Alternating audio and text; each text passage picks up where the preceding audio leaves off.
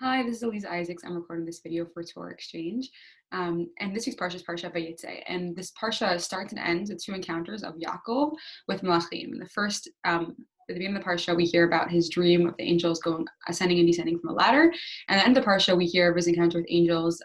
It's just like he Vayifka bo Malachim, and then he names that place Machanaim. So kind of the bookends of the Parsha are Yaakov's encounter with Malachim. So it must be some lesson for us to learn here. And we're going to focus now for the next few minutes on the beginning of the parsha, where we see his dream, and he says by Chalom, he has this dream when he's lying down. And there's a ladder whose bottom is in the ground. And the head of the ladder is on Shemaim, B'nei Malachim Elokim, Olim B'yordim Bo. And there are Malachim that were ascending and descending from the ladder. So the question is, why is it that the Malachim were going up and then going down? If they were coming from Shemaim, wouldn't it make sense that the Malachim were going down and then going down from Shemaim? So Rashi comments here that it was because the Malachim were switching between the Malachai Chutz La'aretz from the Malachim who were going to escort him, because he always had angels who were escorting him, so like they had to switch the angels that were escorting him up until now. We're going to go up, and the Malachim that were going to escort him from now on were coming down. So that was Olim v'Yordim. Ross Soloveitchik has actually a different explanation on this. He says that everything in this world has its parallel in Shemaim. There's like we always talk about, they have this idea of like a Beit HaMikdash Ma'ala. There's like we had Beit HaMikdash on this world, and then there was Beit HaMikdash that was corresponding to it in like the heavens. Similarly, every like physical and spiritual thing has a corresponding equivalent in Shemaim, and that is like kind of like the pinnacle of what that thing could reach. It's like a portrayal of its potential.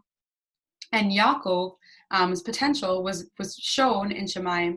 So what these Malachim were doing was that they were noticing this person who was lying down in this world, and they were saying like, this looks exactly like the portrayal of this potential Yaakov that we see in Shemaim. So they were Olim, they were like looking at him, Olim, they were going up to heavens, noticing it, and then Yordim, and they would go down. They were like, wow, this is actually uncanny. This is the same Yaakov that we see in this world, the same Yaakov we see in Shemaim. And there's a line where it says like, Yaakov Shalem Ir Shlem. He came Shalem. He was literally full in all this potential that he could have achieved for himself. He had reached this like high level for himself, and that's like a really incredible place to be. But I think not only is it just like reserved for people like Yaakov, but it's supposed to be a message for ourselves as well. There's an Aliza in Shemayim, there's a you of Shemayim that we also have the potential to reach if we continually work on ourselves in the way that Yaakov did. And maybe the Malachim will then also be Olim and Yordim by comparing our countenance, the countenance of us in Shemayim. I think one way that kind of jumped out at me from the same pasuk as a kind of a way to get there is this idea of this sulam, of this ladder that's Musaf Arta, Rosho Magia Shemaima, that it's kind of rooted in the ground, but its head is in the Shemaim. I think oftentimes nowadays we have this concept of like someone who has their head in the clouds, and it's kind of a derogatory way of describing someone, like not an appealing way to someone would tell you, describe a person as their head is in the clouds, mostly unrealistic, unpractical.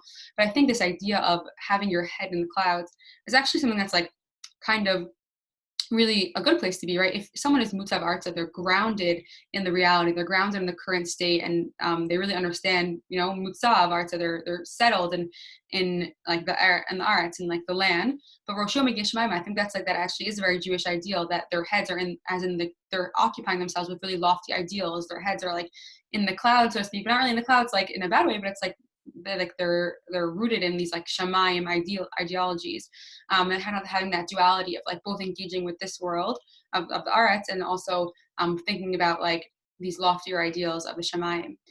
So just kind of like pushing us forward to try to accomplish or to be the versions of ourselves that are reserved for us Shemayim the same way Yaakov did. And even within the same pasuk, we have a hint of maybe approach for us how to get there. Mutzav Arta Roshom Magiyim Shemaima. I hope everyone has a great Shabbat Shalom to all.